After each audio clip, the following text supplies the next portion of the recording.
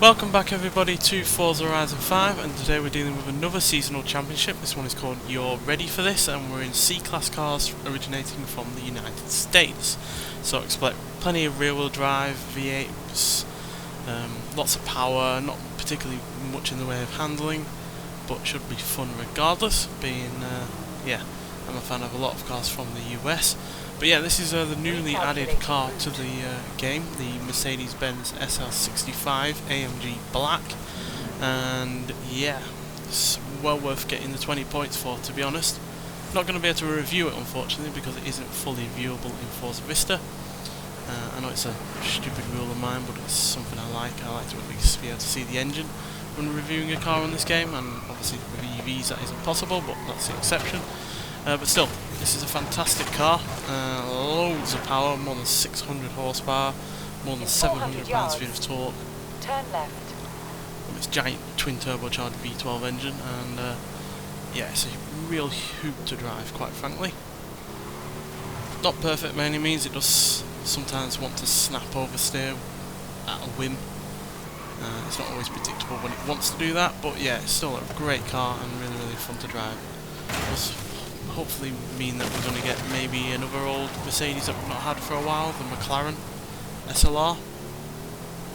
I'd love that to be back in the game. We've not had that in a Forza game for seemingly a while, but regardless, yeah, this car is ludicrously quick, especially for something that's only got a 5-speed gearbox.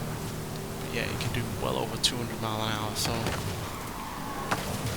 glorious car, and obviously doing this championship will contribute 5 points towards getting the 20 points that you need to unlock this car. So yeah, nice chunk of points there towards getting this vehicle, and you'll be having fun at the same time. We're going to be in some real fun cars. So yeah, we're nearly there. Yeah, if you've never tried this car out before, then yeah, I do highly recommend working towards getting it, because I'm sure you'll enjoy it as much as I do. Right, so let's see where we're going to be racing and what we're going to be racing in. So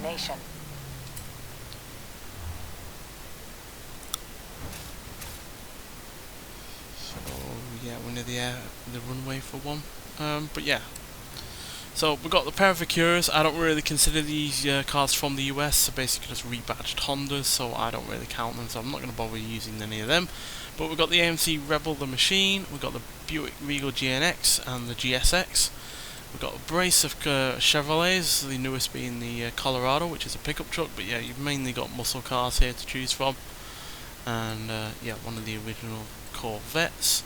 Then we've got a pair of, well, a few Dodges, all sharing the same engine as you can see, but weighing different weights. Challenger there is the heaviest of the bunch, but it's, yeah, inevitably going to have the worst acceleration as a result of that. Then you've got a huge number of Fords, again, mostly like pickup trucks and SUVs and yeah, muscle cars. But we do have a couple of hot hatchbacks, or at least one hot hatchback and a sports car, but these were mainly for the UK market, so as well as the Escort here and this Escort as well. So whether or not they are American in some ways or not is, I guess, up for debate. Owned by an American company but built in Britain and built for the British market, but still bunch of cool muscle cars. And we've got a brace of GMCs. Cyclone and the Typhoon are basically the same, there's just a weight difference due to the Typhoon having the extra bodywork and seats. But then we've got the Jimmy as well, which doesn't have the highest of top speeds, it's only 122, but it does get there reasonably quick, and yeah, more than capable off-road if we need such a thing. And then we've got the Hoonigan Volkswagen Baja Beetle, the Lexus SC300, which is basically a Toyota Sora.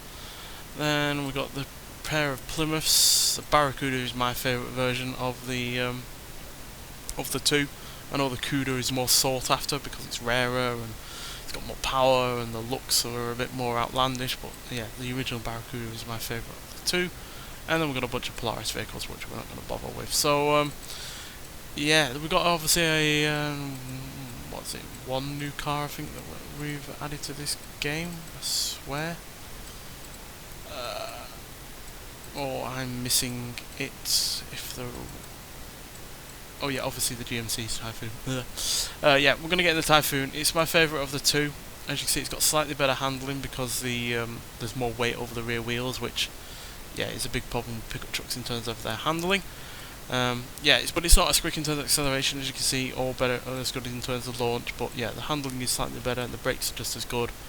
And yeah, obviously top speed isn't quite as good either because of the extra weight. But yeah, I do prefer driving this over the Cyclone. It's just a bit more fun to drive because you know you're not worried that the rear end is gonna do what it wants, being a pickup truck. So yeah, and being more than 30 years old, you know, the suspension isn't the most sophisticated as it is, so the extra weight over the rear there is helpful. Still got it in this mad colour that I really am still surprised it wasn't ever an option back in the day, but it is and was. So yeah, do like a car that has outlandish colours, and this is one of those. But yeah, it might have outlandish colours, but it's still pretty sensible in some regards, or the all-wheel drive system and the decent amount of power, but it's not overpowered. So we've probably got one of the lowest horsepower ratings here, I imagine. 280. Got bags of torque still. That GMC Jimmy rides super high. It shows how much this has been slammed to be as sporty as possible, and that is like that. But then again, it is a high riding vehicle regardless. I imagine a lot of modern SUVs wouldn't be taller than that.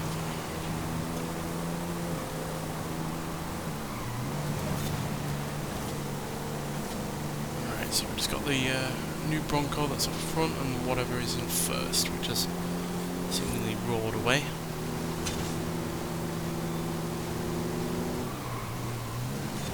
Easily get past the Bronco, which has good acceleration, but it's quite weak at the top end, I find, especially since it's got a lot of gears, and the more gears you go through, the worse the acceleration gets.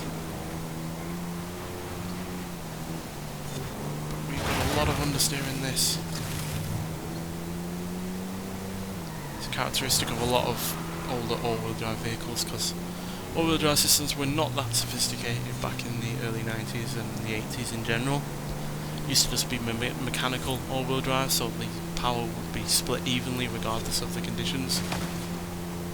With Audi and their Quattro, they did perfect it to be more electronic over time, but yeah, even them were mechanical all-wheel drive systems, which yeah, weren't the most sophisticated of things, but certainly was enough to help it be a success at rallying.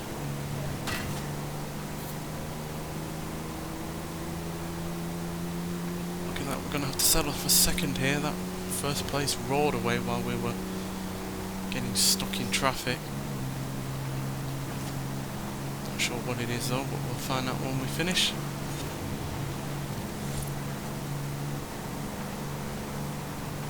But yeah, second place is still a decent starting position for this championship, so no harm, no foul in that regard. But what was in first? More modern than us or older? Yeah, more modern, the Lexus SE300.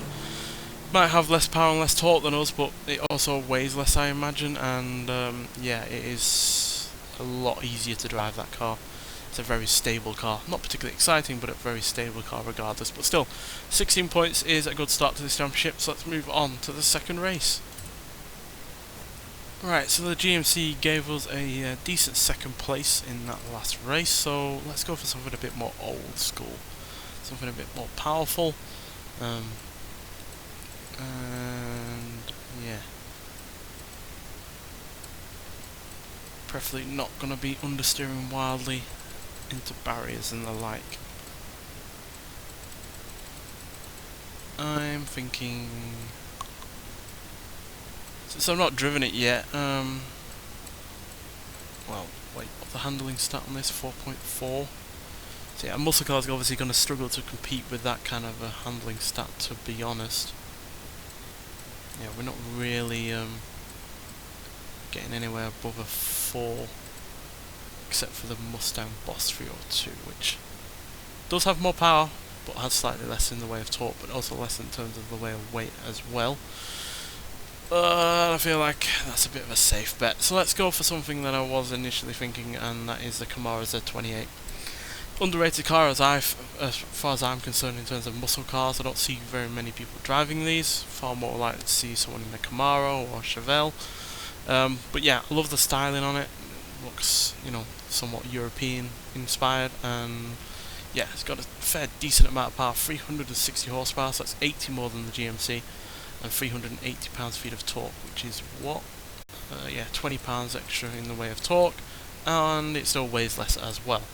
Obviously not going to be anywhere near as sophisticated because it's only rear wheel drive, not all wheel drive, and obviously it's also more than 2 decades older. But with only having the rear wheel drive, it should have better handling up front. It should actually turn and not have really any understeer. Just going to have to keep that rear end in check though for any oversteer, which obviously could well be a problem.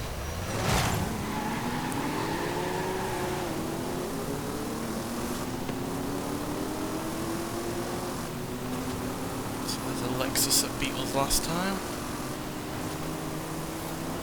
Got more power than it this time. Although there's a Lexus up front as well, so it could easily be that one that beat us, I can't remember. So we don't have the highest of top speeds in this. A lot of American muscle cars, yeah, usually topped out about 130, 140.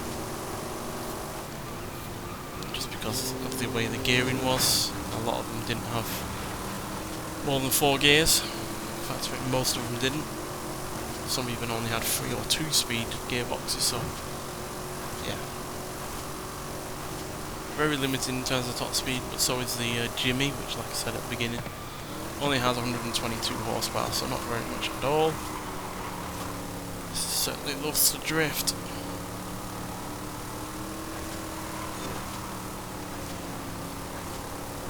So it's got plenty of acceleration even long after it's got into its final gear.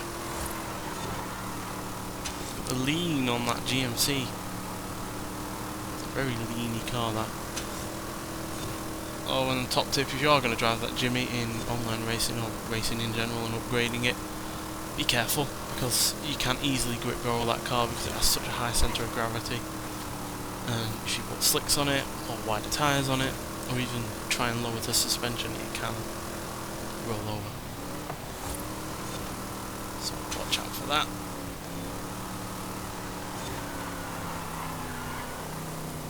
Yeah, as far as muscle cars go from this era, this is one of the better handling cars. It's not perfect by any means, but because it doesn't weigh quite as much as some, like the Ford Mustang Mach-1 for instance, which is a Herculean sized car in weight and general length and the like.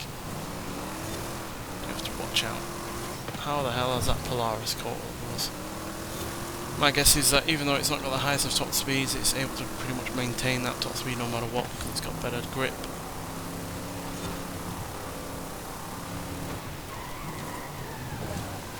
But come any straight, we will hopefully beat it.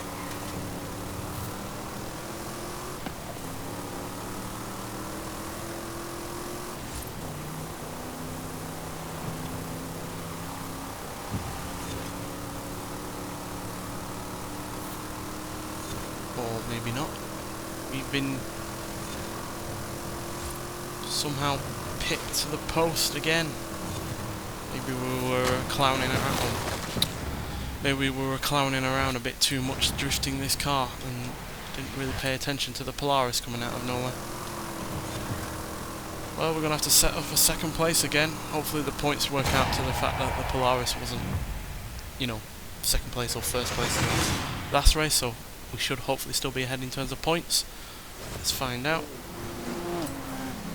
Nope, we're 2 points behind. So, yeah, we've got everything left to play for in this third and final race, so hopefully we can finally get a win. So let's get there and see what happens. Right, so with another second place, we need something that's a bit more guaranteed to win, I feel. Not a OP car by any means, but definitely something a little bit more confident inducing, I guess you could say. What are we going for though? Oh, I'm not sure.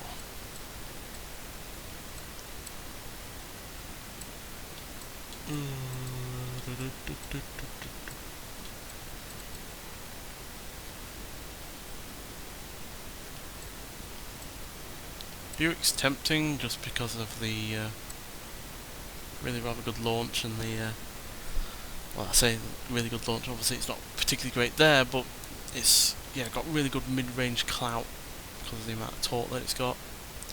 And like the GMC, it has a turbocharged V6.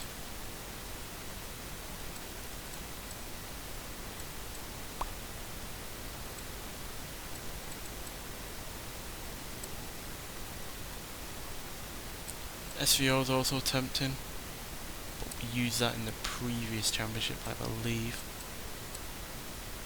Escort here is probably the better handling car out of the lot. Yeah, let's go for the Escort. It's obviously not technically American in a lot of ways because this wasn't ever sold in America, but got a good amount of power and torque, doesn't weigh very much, got all-wheel drive system like the GMC, but unlike that car it handles better, and yeah, definitely uses its power in a little bit better of a way as well.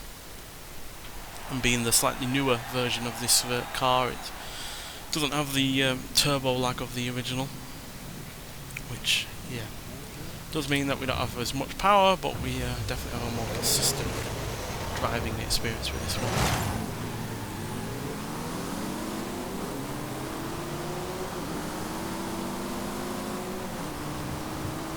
Pretty much everything here has got more power than I do. The Lexus is the only one here that has less.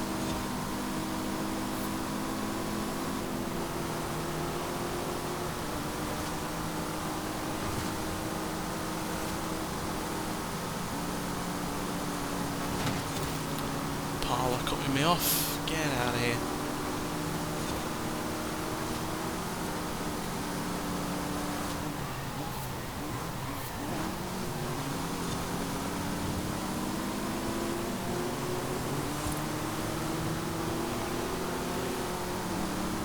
The giant Jimmy, which seems to want to kill the Bronco.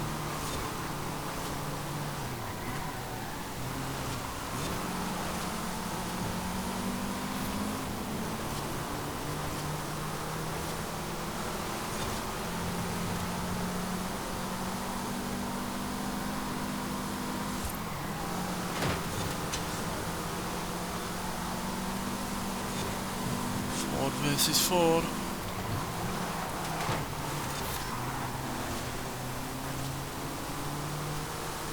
Dab a handbrake to help get past there.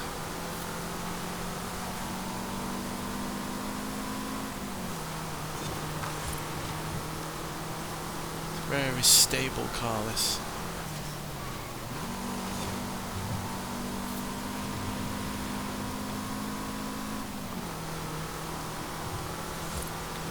Impala ahead of us by the looks of things. Very powerful car, but by no means is the best handling vehicle, especially given how long that thing is.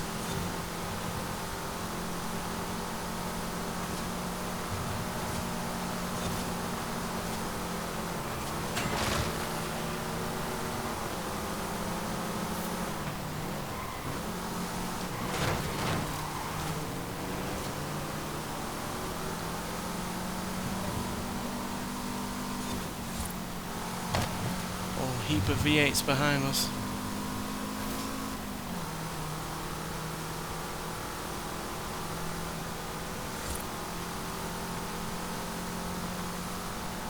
Like them cars, we don't have the best of top speeds. Although I imagine it is higher, it probably does take a lot longer to get to that kind of point.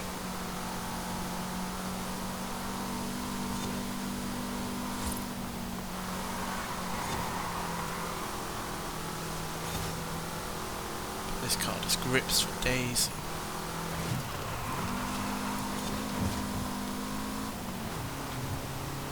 Not much in the way of understeer even like the GMC Typhoon.